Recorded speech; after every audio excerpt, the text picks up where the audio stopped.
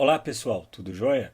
Segue mais um vídeo com conteúdo um pouco mais técnico, finalizando as ações de manejo da nossa soja 2021 no Fazenda Viva.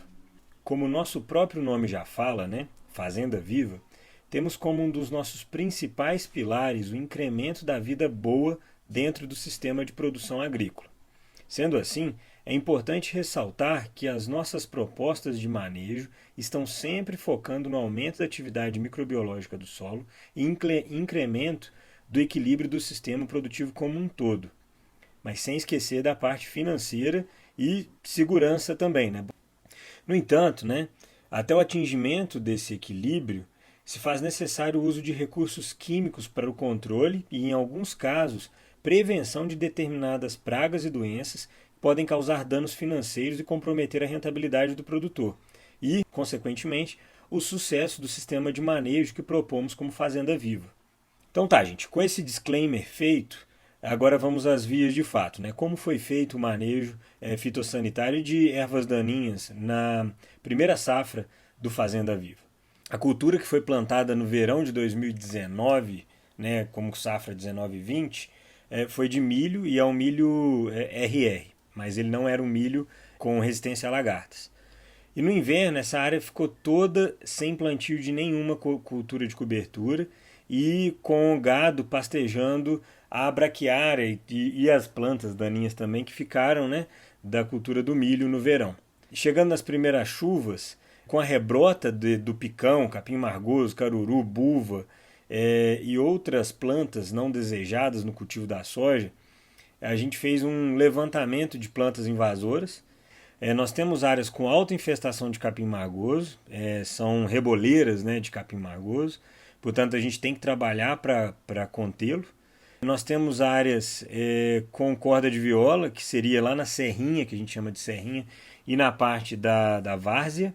Nós temos buva também esparramado em quase todas as áreas, mas não ainda como o capim margoso, um pouco menos. No mais, a gente vê que, por exemplo, a picão, para algumas ervas mais bobas, né, digamos assim, o glifosato vai dar conta e vai ter que entrar em área total também.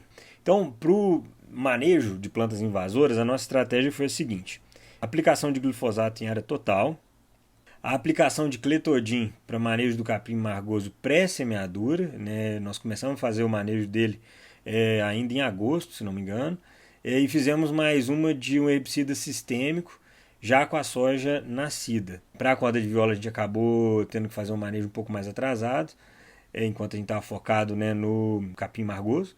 E aí fizemos a aplicação de flumizim e logo depois o plantio. E numa área lá na várzea, né, que foi a última área a ser plantada, a gente fez a aplicação de 2,4-D para controlar a corda de viola. E aí quando a gente plantou já estava sem efeito residual, certo? Para o capim margoso, que estava mais esparramado, e para a buva também, então esse foi o manejo que a gente começou a fazer em agosto. Nós fizemos o arranquio das plantas com enxadão, na mão mesmo, para ir catando de um por um, que não teve muita solução, tá? Para não aplicar em área total.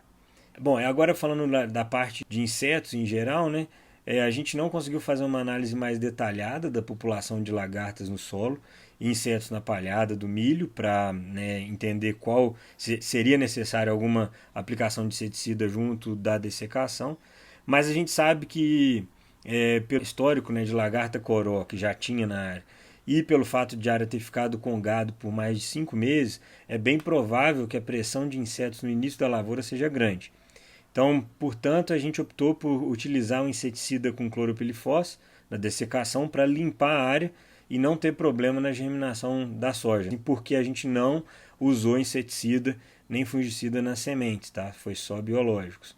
E outro problema sério que a gente estava tendo nessa área é com formigas cortadeiras, tá? Para isso, fizemos uma operação especial de controle de formiga cortadeira, né? A gente fez um time mesmo para vasculhar e andar em toda a área por novos óleos, né, de formigueiro, e fizemos aplicação local de fipronil e deixamos iscas daquela tipo mirex para carregar para dentro do formigueiro e tentar ir exterminando mesmo esses olhos de formigueiro.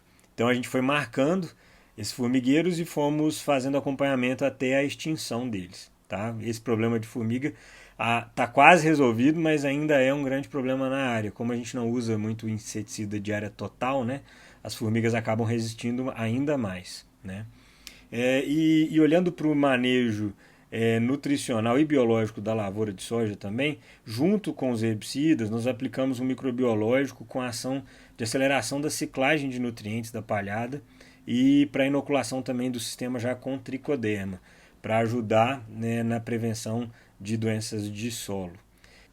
Falando então agora de plantio, né, no plantio nós fizemos a inoculação da semente com um produto microbiológico com 4 micro-organismos, sendo que 2 deles para melhorar a absorção de nutrientes, mais especificamente nitrogênio e fósforo, e outros 2 que melhoram a resistência da planta a estresses abióticos e dão proteção ao ataque de fungos às raízes. Tá?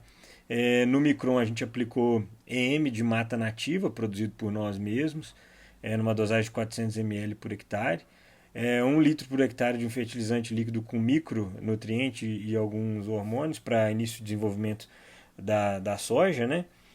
Mais bradyrhizóbio e azospirilo. E, além disso, né, no micron, né, como eu falei, 50 litros por hectare de extrato de composto biológico, né, daquele biologicamente ativo, que a gente também produz. Então, bom, fizemos o plantio, né? Depois vem para a capina química, que foi feita em área total com glifosato, e um seletivo para capim margoso nas reboleiras, que foi um pedaço do campo da entrada, que a gente chama, que estava com bastante capim margoso.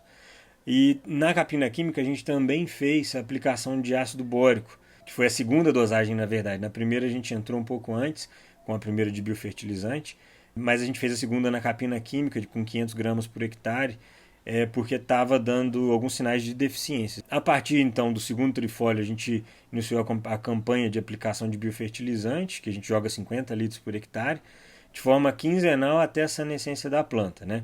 E aí já na primeira aplicação nós adicionamos 500 gramas por hectare de ácido bórico. Como eu falei, a segunda foi feita na capina química.